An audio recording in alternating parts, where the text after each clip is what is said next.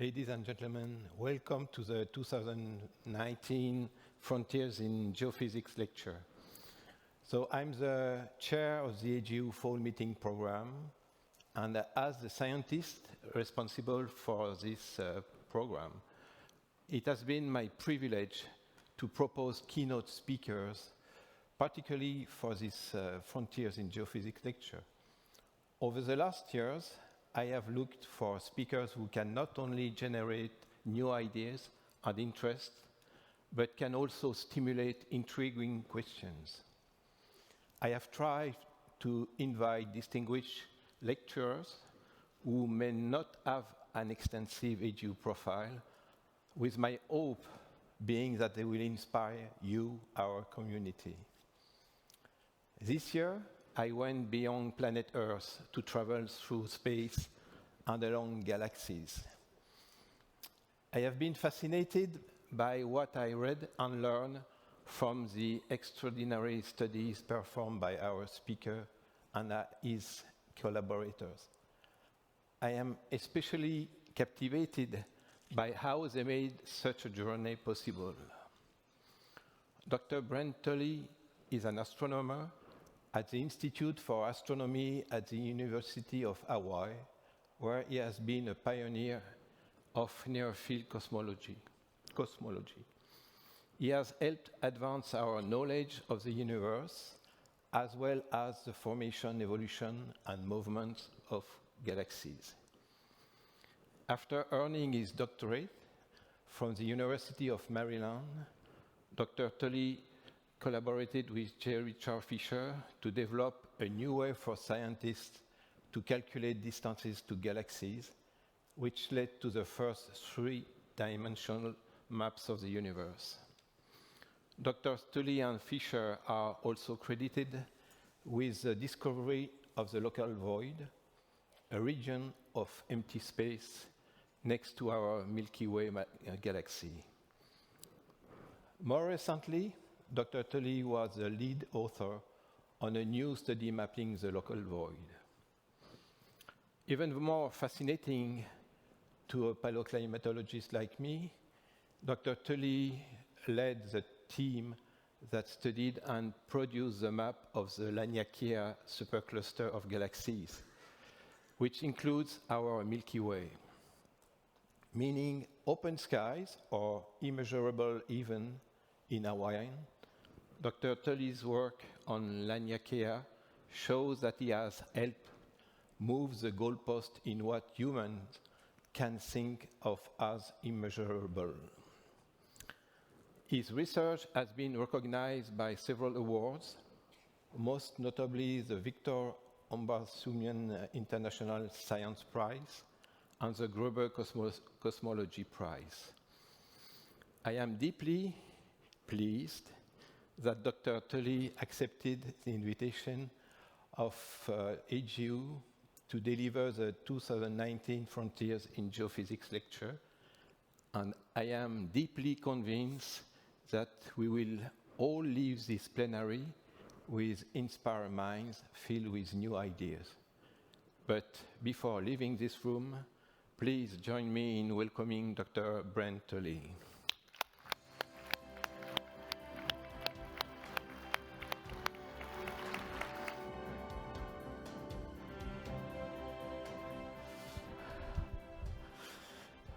It's a great pleasure to be here today. Oh, I need a telescope to see the people at the back.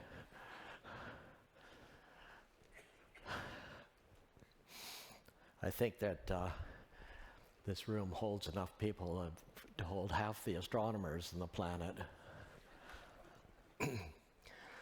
I'm going to tell you today about very large-scale structures in the universe. For you who are interested in planets, I can say that there's 100 quadrillion planets probably in Laniakea.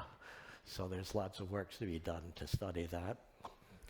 My collaborators here, I guess that might be lost behind the chairs here, Hélène Courtois in Lyon, Yehuda Hoffman in Jerusalem, and Daniel Pomered in Paris. I'm going to start off with a little movie here that's going to take us from what you would see looking up and seeing Orion Nebula. We're going to fly towards Orion Nebula through it and end up in the Virgo cluster, which is 50 million light years away. We'll do this in a little bit less than 4 minutes.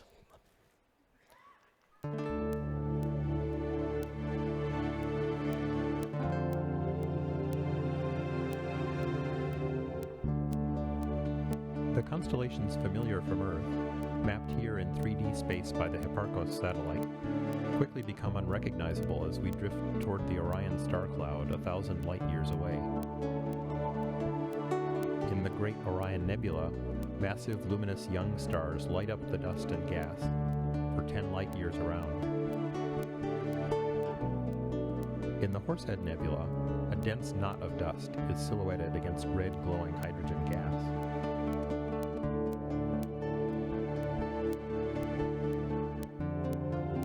Here comes another star cluster embedded in the Rosette Nebula. Many clusters are scattered through our galaxy's disk, but only in such young clusters can we find stars still embedded in the gas that formed them.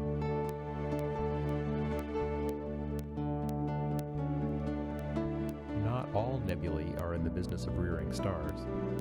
The Crab Nebula is a supernova remnant where a massive star exploded, leaving a spinning pulsar to blink at its core.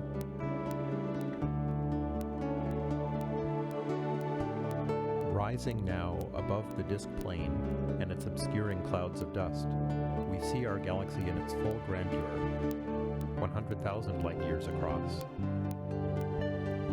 Earthbound astronomers cannot look at our galaxy this way. This model is derived from an image of another Milky Way-like galaxy, Messier 83. To the left are our satellite galaxies, the Magellanic Clouds, our nearest neighbors. The Andromeda Galaxy M31 and the Pinwheel M33 are the other large members of our local group within 2 million light-years of home. This nebula in M33 is like the Orion Nebula but far larger. If seen at the same distance, it would fill half our sky. M31 is the farthest object the human eye can easily see from Earth, but we will travel much further, following chains of galaxies out to the Virgo cluster. We pass Messier M81 and M82, Messier 101, one of the giants of our neighborhood, and the beautiful Whirlpool Galaxy interacting with its satellite.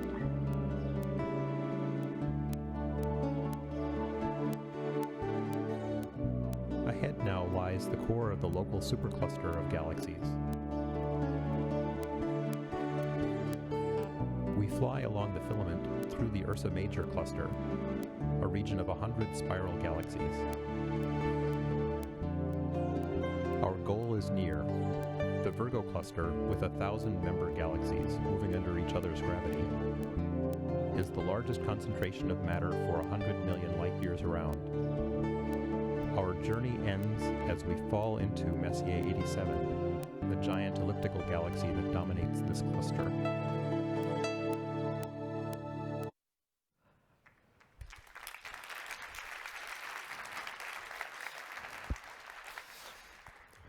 Oops, where do I have to look? Here's a map of the sky projected with a whole bunch of galaxies projected. Each one of those little dots is a galaxy. You can see that there's structure there. This is still our near part of the universe. That blue area there is the Virgo cluster that we just talked about. Let's see how it projects into 3 dimensions.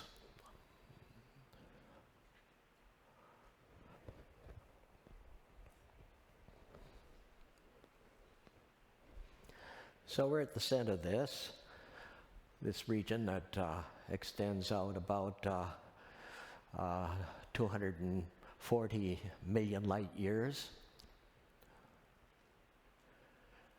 And it's got these structures. Now I've just gone to black and white. You can see an area down the center here where there's a deficiency of objects. That's obscured by our own Milky Way, so that's an artifact of this what I'm showing you here. We're going into where we live. So each of these galaxies here that are being represented by dots are placed by knowledge of their Doppler shifts with respect to the laboratory. And there we are at the center of the bullseye there, the Milky Way, Andromeda Galaxy, and we'll name a bunch more here. So each of these is placed based on their Doppler shift and the knowledge that there's a relationship between that and distance from the expansion of the universe. As we tilt over here, you'll notice that there's a big area that's empty here. That's not because of missing data, that's a big void. So we're at the edge. So we lie in a disk of galaxies with a big void on one side. And as we tilt over here, there's the Virgo cluster here. And so that movie that I just showed you took us on a trip from home here all the way up to the Virgo cluster. Oops, I'm not moving my... Okay, but it gets you to the Virgo cluster. That's what that movie was all about. But this is just a little corner then of the universe. And we can step back and see that there are structures, filamentary structures, there are little knots where there are clusters, and there are big voids, big empty areas that you see here. We can tilt over and get another view. We'll just show a slice here because it gets confusing when you've got this three-dimensional, activity. You can't really pick out the structure. But if you take a slice, you see that there are these filaments and there are big empty areas where there are voids.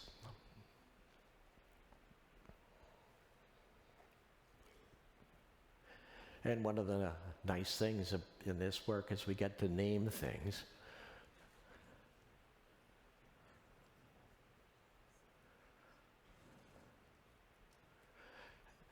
And I will do another slice here. Again, showing you filaments and clusters and voids in the distribution of galaxies. Now, of course, we can see galaxies nearby that we could, so small galaxies we could see nearby that we would not see far away. So there's biases in what I show you here. If I just show you the distribution of individual galaxies. And so the next presentation here will try and take care of that bias a little bit by showing where the real dense knots are after we correct for the bias. And you can see then there are these major filaments. We'll give them names here. There's on the right the Great Wall. Let's see if I can control this a little bit.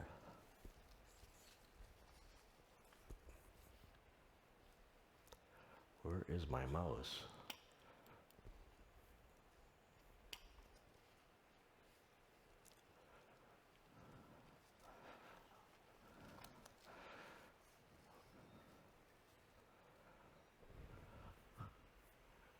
Oh, I see. Okay.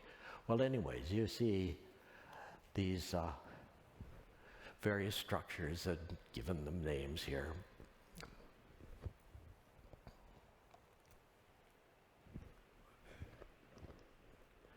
Okay, so what I was just showing you are the results of what are called redshift surveys.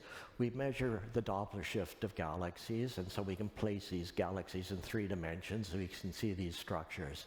I'm going to, in the rest of my talk, really be concentrating on a different way of getting this information about the structure in the universe, though. We can get information by measuring what are called the peculiar velocities of galaxies. These are the velocities that galaxies have after you've subtracted off the Hubble expansion.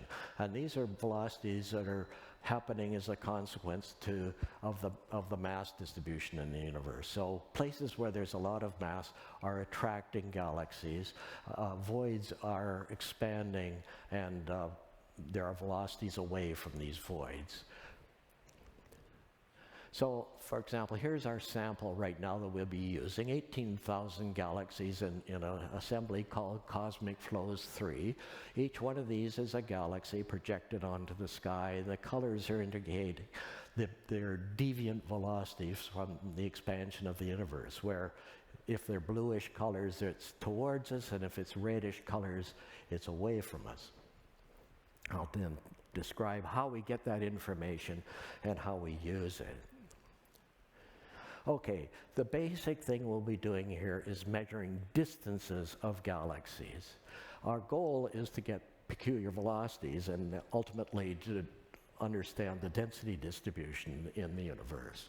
But you can see then that the peculiar velocities are made up of if I can control this, of observed velocities, which are easy to, so I'm not really able to control that very well. Okay. Observed velocities are easy to come by. We just measure the Doppler shift of galaxies. If we can measure the distances of galaxies, then we can subtract off the Hubble component and get what we call peculiar velocities. The Hubble component is basically the average value of the observed values over distances that we measure. Note there that we don't actually have to know the correct value for the Hubble constant. We just need to know a value of the Hubble constant that is consistent with our data, the assembly of data. At any rate, then we can get peculiar velocities, and with suitable filtering, we can turn that into three-dimensional, because in fact we only measure the radial component. We have no knowledge directly of the motions on the plane of the sky, but we can then measure peculiar velocities and then infer directly from linear theory the density distribution. The one other thing we have to know about is that factor F, but that's a model-dependent factor, growth factor, that depends on the cosmological model, and I assume the standard cosmological model. Okay, so how do we get distances? Well, I use a whole bunch of methodologies here that I've described on this slide. If it's in black, it's basically from the literature. If it's in red, then it's work that we have actually done, our little team, to acquire that information. And you can see up in the upper left that it's gone through various iterations, Cosmicflows 2, 3, and Cosmicflows 4 will be coming out in a few months. Here's just a histogram of the velocities, the histogram of the distances that we get from different methodologies. And you can see that it basically goes out to 15,000 kilometers per second, which from the Hubble expansion is about 200 megaparsecs, or 640 million light years. And then it cuts off pretty abruptly. Here's just an example of how we can measure distances of galaxies. This is a methodology called tip of the red giant branch. And in this methodology then, so in one of these slides, let's say in the upper left, every dot on that figure is an individual star in this galaxy, in this particular galaxy, Holmberg 1. So on the vertical axis is the brightness, such that a bright star is at the top, a faint star is at the bottom. And we get from multiple filters, we can tell the color of the star, which is to say its temperature. So that a blue star is on the left, a red star is on the right. Now, our own particular galaxy on this particular plot would be way down here someplace. So we're only seeing the brightest stars in this galaxy. This is information obtained with Hubble Space Telescope. The left-hand edge of that plot are stars in that galaxy that are on the main sequence, burning hydrogen into helium in their cores. There's a bar, something going up all the way to the top, red colors. Those are giant, supergiant stars in that galaxy that are burning helium in their cores. And between those two branches are places where there are very luminous stars that are ultimately going to go supernova. Now, smaller stars, like our own sun, or even twice as large, after they use up all their hydrogen in their cores, evolve up that main feature you see on to the right, and that's called the red giant branch. Now, the red giant branch is a part of evolution when in the core there's an inert helium core now where there has been burning that has been created from the burning on the main sequence. Those stars have burning in hydrogen shells around them, but that core keeps building up then from the surrounding envelope being burnt into that and adding to the core until at a certain precise mass in the core, suddenly you start burning hydrogen into carbon. And at that point, the star totally reinvents itself and goes to a different part of this Hubble, color magnitude diagram. But that triple alpha flash is at a very characteristic mass in the core and is something then that we could call a standard candle. If we can identify that in a galaxy, we know we have a good knowledge of its luminosity. So for example, here's another galaxy, a different galaxy here, UGC 3974, and you can see that in that case the tip of the red giant branch is fainter because it's essentially twice as far away. There's another case over on the right. You can see in that particular galaxy there are very few young stars. It's all old stars. But we can identify the tip of the red giant branch because essentially every galaxy has old stars. That's one way we can get really very good distances, and we now know accurate distances to almost every galaxy within 30 million light years. Well, here's another way of getting distances. This actually has my name attached to it. Let's say you take this galaxy here, NGC 925. Here's a picture of it. In the upper left is what we would see with a radio telescope if we're looking in the 21 centimeter hydrogen line, that hydrogen line is then Doppler shifted by the velocity of the galaxy. It's also broadened by the amount of rotation that's happening in the galaxy. A big galaxy is going to have a lot of mass, and hence it's going to be rotating fast, and a small galaxy is going to be rotating slowly.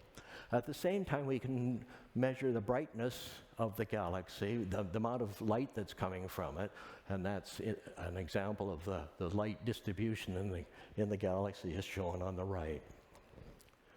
So then we can get a plot like we're showing here, like if we take that plot up there that's got a Z in the middle of it, the vertical axis is the luminosity of the galaxy. So it's bright if it's at the top and faint at the bottom. It's a slow rotator to the left and a fast rotator at the right. And you can see that there's a strong correlation there, a power law correlation between how fast a galaxy is rotating and how big it is and how luminous it is.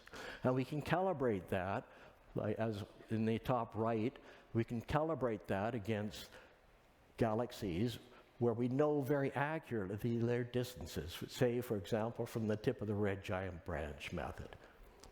So we can calibrate those. So those are ways we can get accurate distances to then subtract off from the expansion to get peculiar velocities.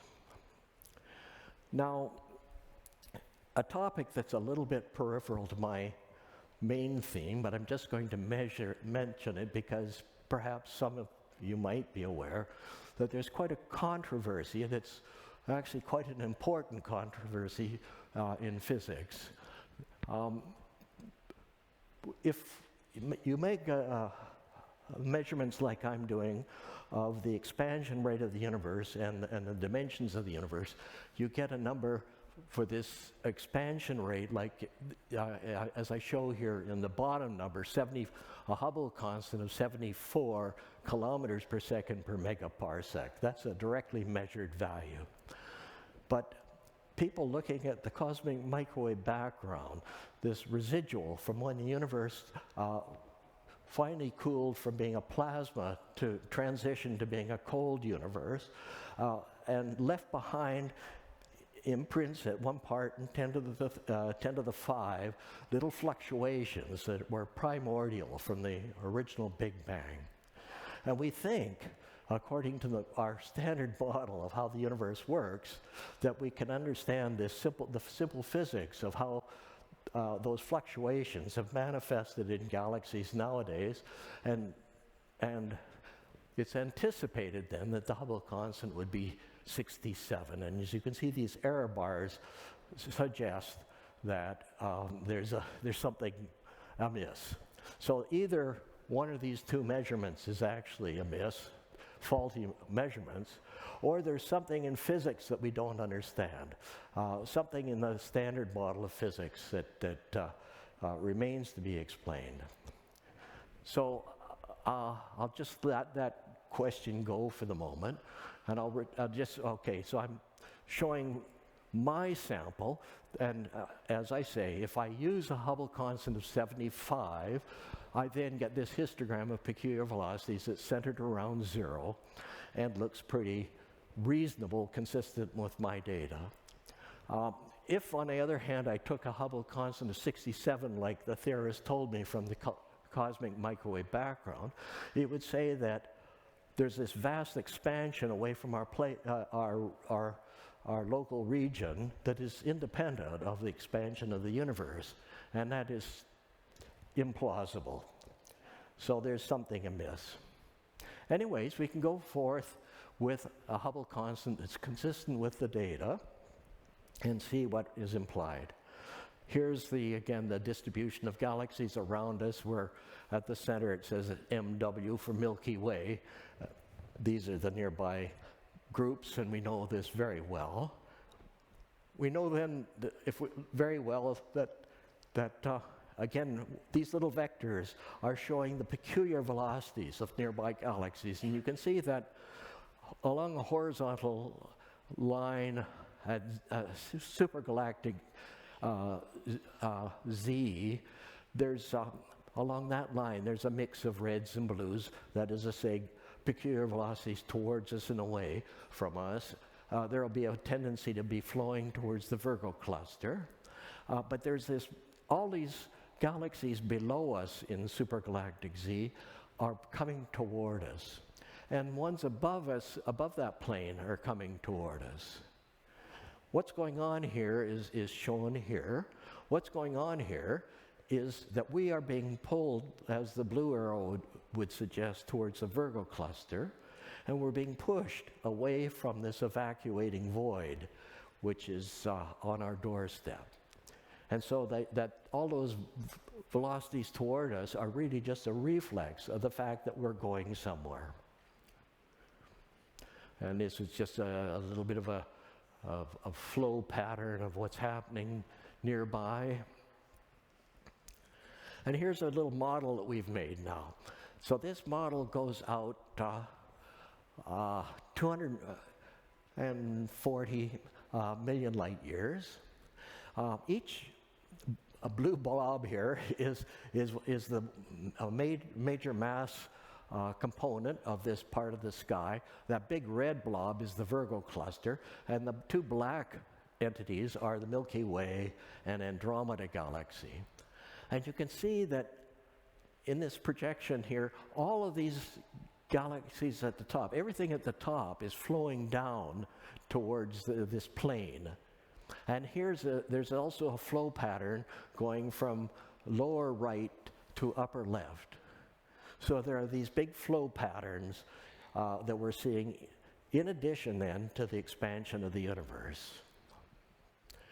Notice all the flows coming down, but at the bottom it's more chaotic.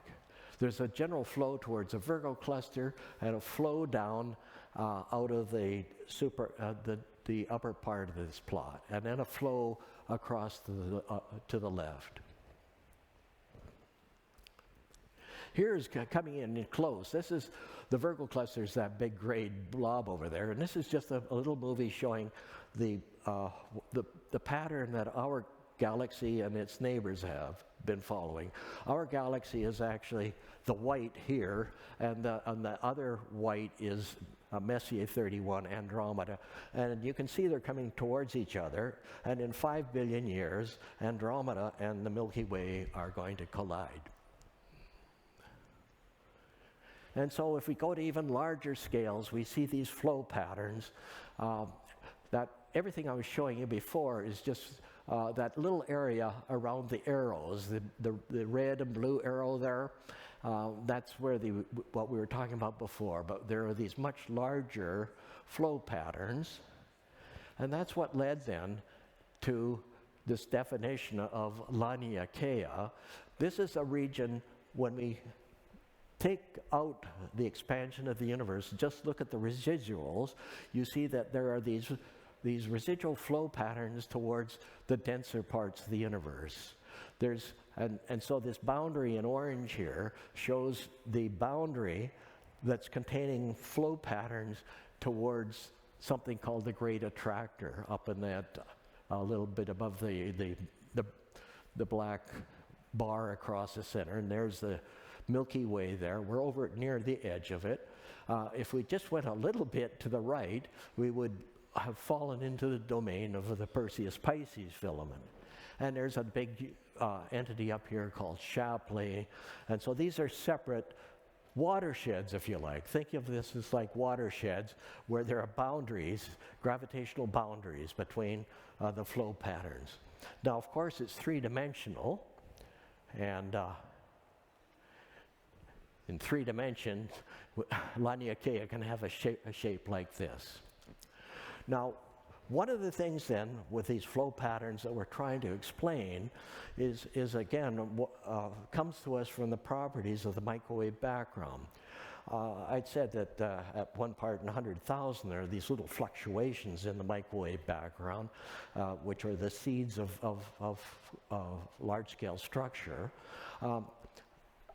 At the 0th order, the microwave background is at 2.7 degrees Kelvin, which is a Doppler shift of 1,000 from where it was when the universe transitioned from this plasma condition to the cold universe, when it was about 3,000 degrees Kelvin.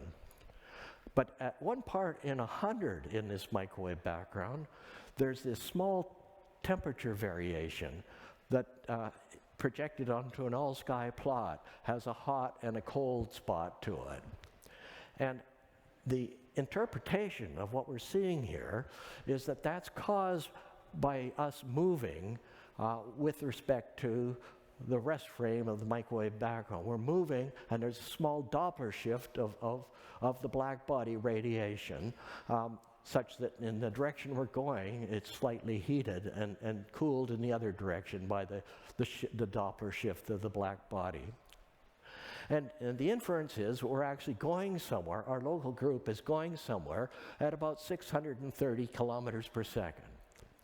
So that's this yellow vector here on this plot, and so what's causing it?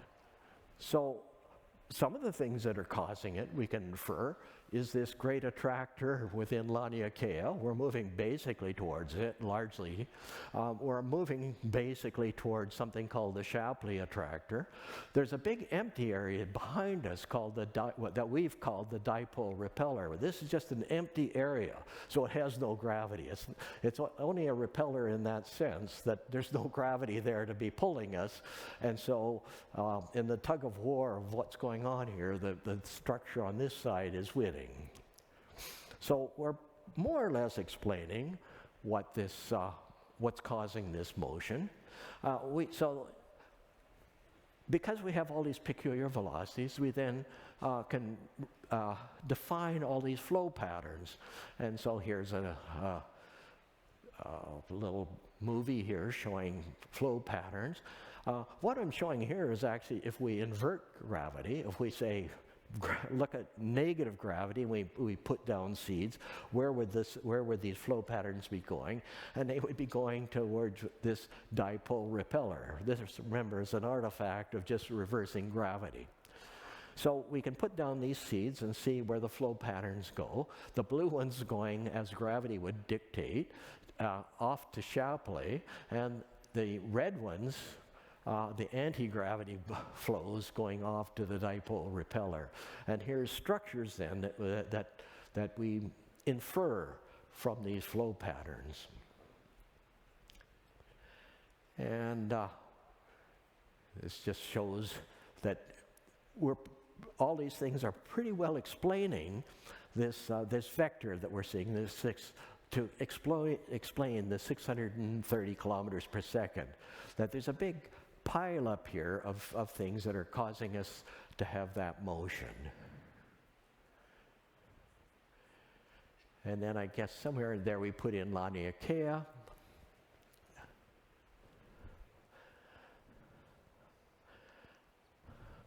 And if we look on smaller scales, we take out those large scale flows and again look down on a reduced scale, we see that wherever there are these there's density peaks, you have these local flow patterns into them. Okay, so actually all that was basically done with Cosmicflows 2, and Cosmicflows 3, which we're presently analyzing, is shown in this next little video. So this is a reconstruction of the high density regions within this Cosmicflows 3 data set. The dimensions across here are about, going across the full extent, are about 1/10 the velocity of light. Now these other colors in green and blue are voids within this volume. So 1/10 the velocity of light, it's about almost a giga light year across. Well, I'm actually getting as far as I really want to get here. I've got one more slide, one more little movie to show you to wind up, and we'll transition over to that. Somewhere in the universe is a small blue planet, the third rock from a star called the Sun, just one of billions of stars in a spiral galaxy known as the Milky Way. But where in the universe is the Milky Way? A team of scientists gathered data on more than 8,000 of the galaxies that surround us. They mapped each galaxy's position and movement in space. And, for the first time, they've shown that the Milky Way is part of a much larger system of galaxies, a supercluster that they have named Laniakea. The Milky Way is nested in the furthest reaches of this structure, on the outskirts.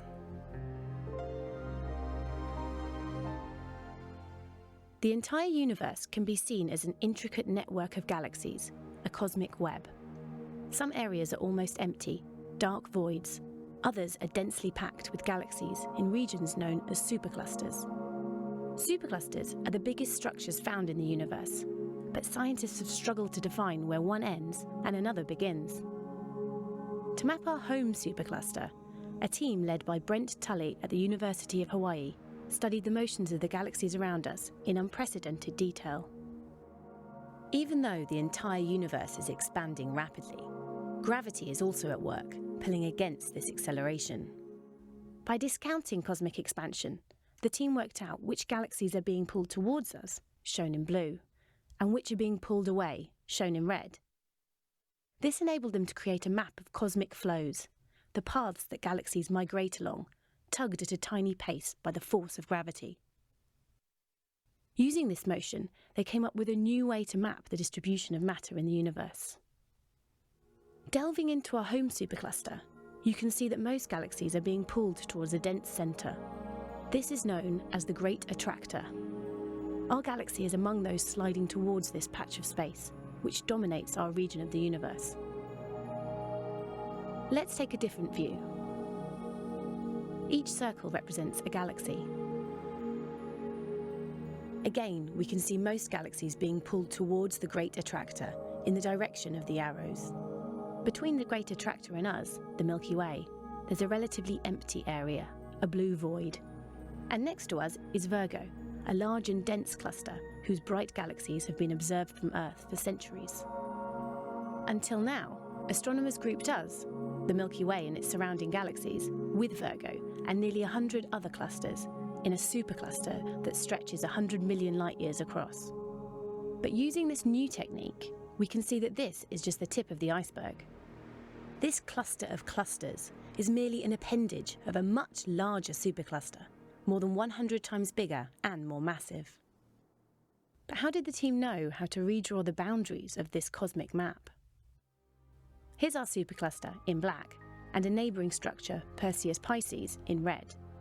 Scientists defined the boundary as the points where the flows of galaxies diverge, like water dividing at a watershed. This is where neighbouring structures shear apart. This is the first clear definition of a supercluster. Laniakea means immeasurable heaven in Hawaiian, a fitting name for the vast community of galaxies that we are a part of. So now we know that on the edge of a supercluster called Laniakea, in a galaxy called the Milky Way, around a star we call the Sun, there is a small blue planet, our home.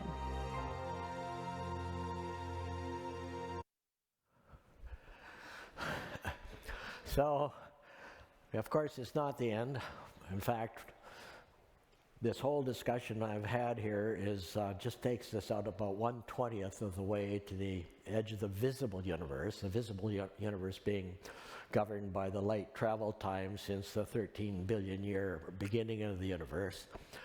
And we're only looking at 20th of that, and so it's 1 part in 10,000 of the full volume of the visible universe, the accessible universe. And so we have a bit of work yet to do, but I was pleased to have the opportunity to come and describe where we're at today.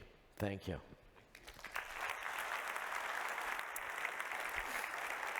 Thank you very much. We go. Yeah, okay. Thank you very much, Brent. I think that you feel very humble when you watch this immensity of the universe, and I think it's very stimulating. At least from my point of view, it was excellent talk. Thank you very much. I have some questions to ask you. Just how did you initially get interest in mapping galaxies and their movements? Oh, that really goes back 45 years, and with my colleague Rick Fisher, and we were observing with radio telescopes, and we found that almost no galaxy. I mean, at the time we started, 200 galaxies had been observed with radio telescopes, and almost none of the small dwarfs, and we found that, we very easily could start. Yeah. So way back, and in fact, when I was in France on a postdoc, I had a wall where I was putting little stickers on the wall for. So because we have a young audience also, what was it like to be on the forefront of that research? Well, it's been quite wonderful. In fact, one of the sort of blessings I've had is that there hasn't been that much competition. There haven't been that many people actually doing the same kind of work. It's I don't understand it because I find it a wonderful passion, but there's not that many people that have shared it. So, what discoveries or innovations over the past century have helped inform or structure your work? Well, I was mentioning how radio telescopes was a great help, but nowadays what's happening are people are gathering spectra by the thousands at each shot with large telescopes and spectrographs that have multiple feeds, and so we can, with a single exposure, get thousands of redshifts, and that's been critical. So, how do you hope cosmology and other fields of space science will advance over the next 100 years? Because we are celebrating 100 years of... Well, as I kind of ended up with there, we're just scratching the surface. You know, it's such a huge universe, and we're finding that there are these very large structures. And one of the interesting questions to me is, well, what are the biggest structures? And I don't think we're yet look far enough to answer that. What has been the most startling finding of your careers thus far? Well, I don't know. I think it's just participating with others in what has really been amazing. You know, when I started out, we didn't have any idea how the universe might have begun, for example. That must be the biggest question of all. How did the universe begin? And now we have this idea of that we call inflation. And now we're seeing that there's this evident substance called dark energy that has a lot of the same properties as this vacuum energy that we speculate gave birth to the universe. That's got to be that's huge. Yeah. And then there's dark matter. Well, okay. So you have shown us an immensity, and but what areas of our universe haven't been yet measured, and what do you want to make progress or advancement on the most? I'm not sure. What areas of our universe haven't been measured yet? Oh, well, as I say, we're just, of course, we're starting nearby. And it is this case that very nearby, now we're seeing these wimpy little galaxies, ultra-luminous galaxies around our own local group. We cannot see those beyond our local group. So at each stage, we can only see the bigger and bigger galaxies. Of course, one of the big games right now, we hope we'll address with the new big telescopes, is actually observing the first galaxies and stars being formed 13 billion years ago. This is on the edge of technology right now. Yeah. So, but a lot of your work has been coordinated through observatories equipment and teams in other countries or outside of Hawaii. So what do you think is the most important thing we can do as a community to continue inspiring cooperation, particularly international scientific cooperation? Well, I think in Hawaii, there's a good example of that, and of course, we're also seeing a good example of the resistance to that. Unfortunately, people who might know about the 30-meter telescope dilemma on Mauna Kea,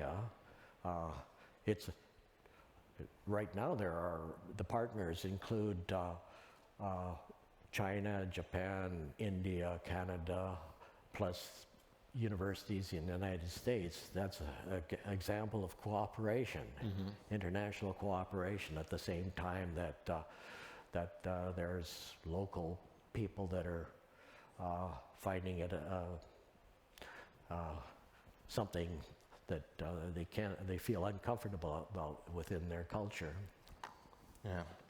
So we are trying to help students and early career scientists to emerge at the AGU. So how can, for your point of view, scientists who have made significant contributions to their fieldwork, like you have done, can help students and early career scientists?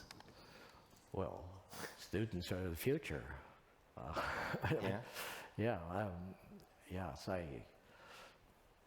So, of course, so much of what we're doing it involves student participation, fortunately. Yeah. Again, from all over the world. Yeah. So I think that I would like to thank you again for this very exciting presentation, and I would like you to, the audience, to join me in applaud you again for this exciting. Thank you for having me, Daddy. Thank you very much.